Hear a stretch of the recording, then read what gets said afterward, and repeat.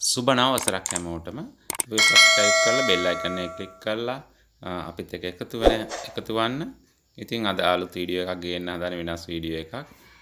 මෙතන ඔයාලට පේන ඇති කොමන්ට් වලට එන බිලේ ෂවර් එක කෑල්ලක් කැඩලා තියෙනවා. ඒක ටැප් එකත් එක්කම කඩලා ගියේ. අපිට සිද්ධ වෙලා තියෙන මේ කෑල්ල ඉවත් කරන්න අපහසුයි. මේක විසික් කරන්න නැතුව මම කොහොමද මේක ඒකේ ටැප් එකේ කොටස ඉවත් කරන්න කියලා තමයි ඔයාලට කියලා දෙන්න හදන්නේ. මොකද මෙතනින් ඇලෝ කඩලා යනවා. මම ඒක ලේසි ක්‍රමයක් ඔයාලට කියන්නම්.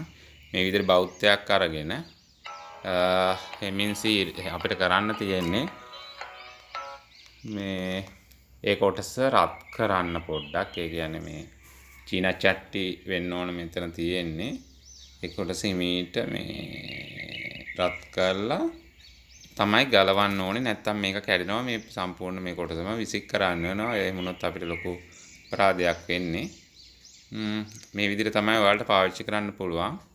මද වෙලාවක් තියාගෙන හිටිය පස්සේ ඔට් 60ක බෞද්ධයකින් ඒක බුරුල් වෙනවා. ඊට පස්සේ අපිට පුළුවන් මේ විදිහට ගලවන්න.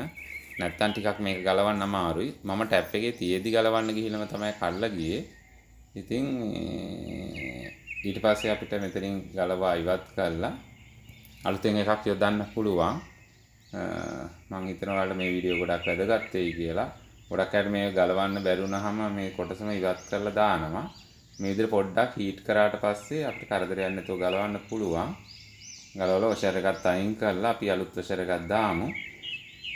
ඉතින් මේ වීඩියෝ එක වැදගත් නම් ඔයාලා මට ලයික් එකක් දාන්න, සබස්ක්‍රයිබ් කරලා බෙල් අයිකන් එක ක්ලික් කරන්න.